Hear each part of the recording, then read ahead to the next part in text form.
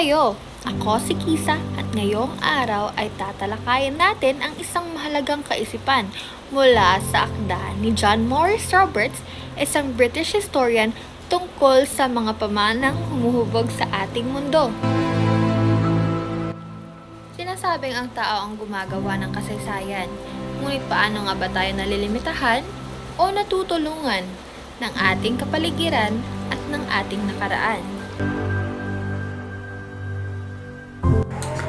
Ayon kay Roberts, hindi maghihiwalay ang kasaysayan sa heograpiya, ang posisyon ng Europa, ang kanilang mga bato, lupa at mineral, tulad ng langis sa North Sea, ang nagtakda ng direksyon ng kanilang pag-unlad. Ibig sabihin, ang ating pisikal na mundo ang nagsisilbing entablado kung saan nagaganap ang lahat ng kilos ng tao.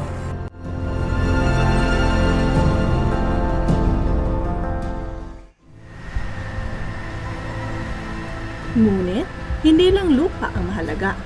Ang kasaysayan ay produkto rin ng mga ideya at materyales na abot kamay natin.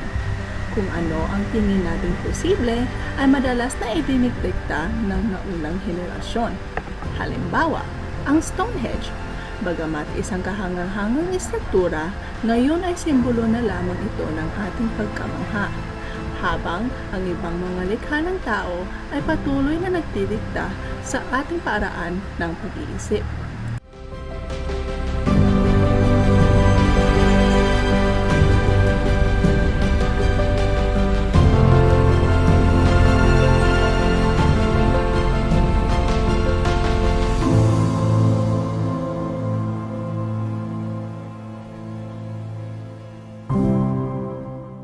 Ang modernong Europa, kailangan balikan ang apat na haligi. Una, ang kaisipang Griego. Ikalawa, ang batas at organisasyon ng mga Romano. Ikatlo, ang moralidad at pananampalataya ng mga maagang Kristyanismo. At ang pagdating ng mga tribong barbarian ang ikaapat. Ang mga ito ay ang pundasyon ng kinakabukasan.